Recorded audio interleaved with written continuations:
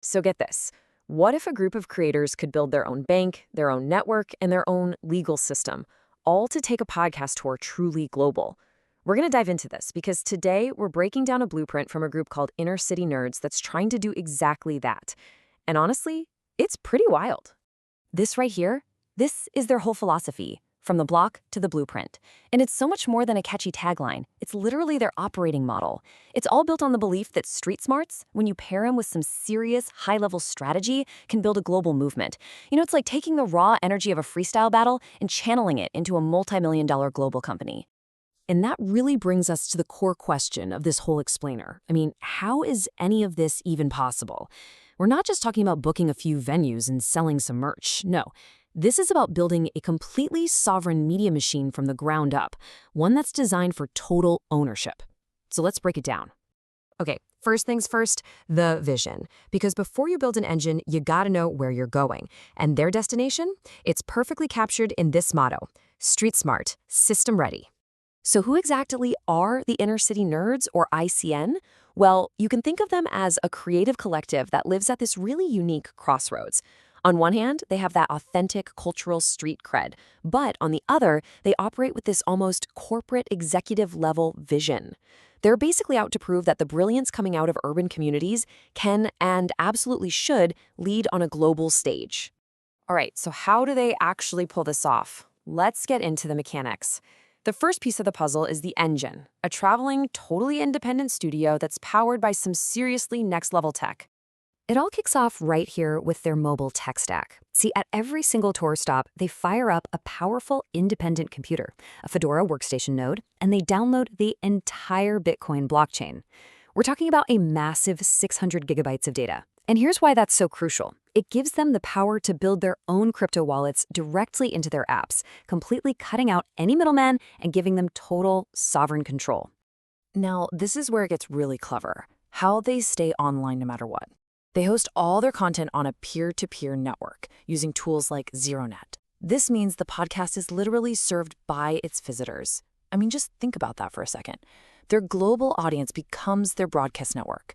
This ensures the stream stays live even if they're in the middle of the Australian outback with shaky internet. It's basically unstoppable. And they've even reinvented how monetization works with a model they call proof of content. With this system, your attention as a listener, all your streaming, your engagement, it's converted into mineable asset. So you're not just consuming content anymore, you are actively generating real-world value. It completely changes the whole creator-fan relationship. And we're not talking about some abstract value either. It's tangible. Fans who tune into their 24-hour network can earn the equivalent of about $1.75 per hour in their own token called Vibes. This creates this powerful, self-sustaining fan economy where listening literally pays you back, building an incredibly loyal and invested community. Okay, so we've seen the tech engine. Now let's talk about the fuel that makes it all run. This is where things get really complex and, frankly, absolutely fascinating. We are talking about their financial architecture, which is like a bridge between the physical and the digital worlds. And this question is at the very heart of their entire funding model. It sounds completely impossible, right? How on earth can a tiny $10 note made of physical 24-karat gold become a six-figure financial tool? Let's peel back the layers on this. So this isn't some kind of financial magic trick. It's a really sophisticated legal and financial system. It's all built on these three key pillars that work together. Just think of RSI as the legal muscle that makes everything official and binding. CCG is like the compliance officer, making sure all the rules are followed. And Affiliate is the financial manager, the fiduciary that looks after the money and assets. Together, they create this trusted foundation for the whole operation. And this brings us right back to that mind-bending revaluation. Within their legally structured trust, a physical $10 gold-backed note, a tiny little piece of real gold is formally revalued as a $100,000 digital credit instrument. That is the financial leverage that funds this entire global tour. So you're probably asking, how is this even legal? Well, the key, the linchpin, is a notarized document called an affidavit of intent. This is a legally binding declaration that formally converts that physical gold into a high-value credit instrument, and it does so by citing specific commercial and legal codes to justify that new valuation. It's some serious financial engineering, but it's all anchored in law.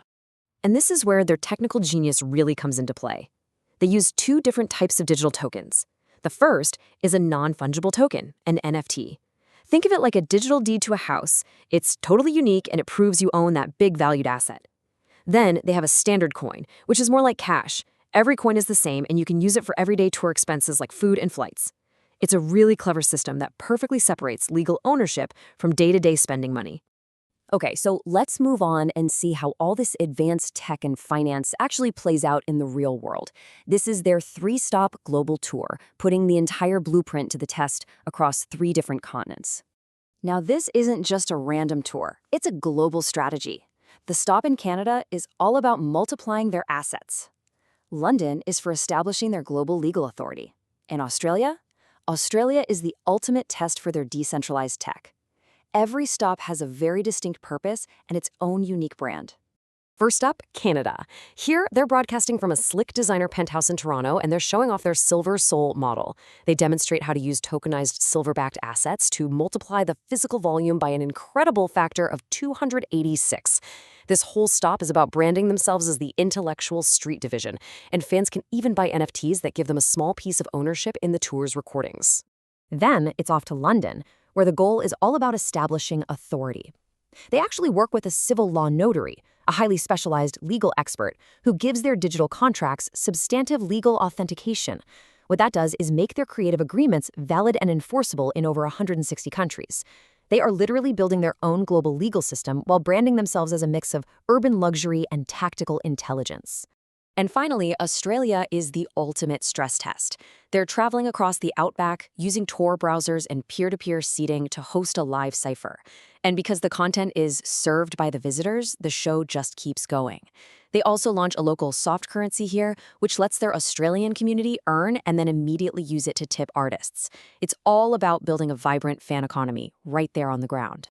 So, after seeing the vision, the tech engine, the financial fuel, and watching it all play out across 3 continents, what does it all mean? What's the big takeaway here? Well, in a nutshell, the ICN model is a completely integrated system. It combines a sovereign, censorship-proof tech stack with a revolutionary financial bridge that's built on revalued physical assets. And it's all executed through a really sharp, tactical global branding strategy. It's a machine with a lot of moving parts, and they're all working together perfectly. And that really leaves us with this one big, provocative question. Is this a glimpse into the future of true creator ownership and financial freedom? A whole new standard for how creators can operate globally, completely on their own terms? Or is it just a fascinating but ultimately radical experiment that's just too complex to ever scale up for the mainstream? That, right there, is the billion-dollar question.